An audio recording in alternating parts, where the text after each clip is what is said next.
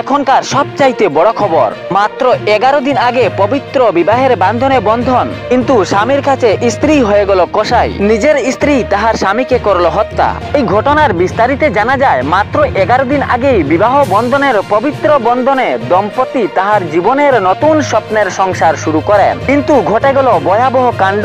এই পুরুষের জীবনে এই নববধূ আসার মাত্র 11 দিন পরেই স্বামী ষড়যন্ত্রের জালে পড়ে নিজের প্রাণ হারালো। নিজ স্ত্রীর চালবাজে স্বামীর খুন, সুপারি কিলার দিয়ে নিজ স্ত্রী করল স্বামীকে হত্যা। পুরো মানব সমাজে এটি একটি আলোচ্য বিষয় উঠে পড়েছে। শিহরি কেঁপে পড়েছে এ মানব সভ্য সমাজে।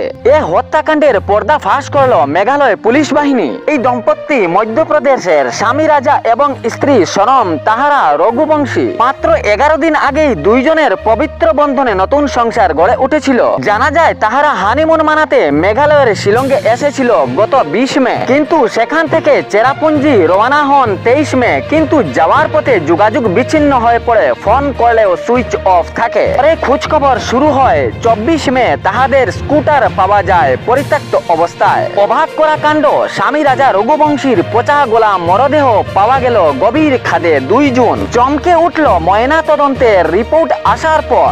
কাটার ধারালো হাতিয়ার দিয়ে হত্যা করা হয়েছিল রাজা রঘুবংশীকে। নিখোঁজ সনমকে উত্তরপ্রদেশের গাজীপুর থেকে গ্রেফতার করা হয়। সুপারি কিলার দিয়ে সনম তাহার নিজের স্বামীকে হত্যা করলো, যা মাত্র 11 দিন আগে বিবাহ করেছিল। কারণ জেনে সবাই অবাক, সনম তাহার প্রেমিককে বিয়ে করার এই ষড়যন্ত্রে ফাঁদ তৈরি করে নিজের স্বামী রাজা রঘুবংশীকে হত্যা করে। পুরো চমকে উঠল এ সভ্য সমাজ সনমের এরকম কুকীর্তির ঘটনা দেখে।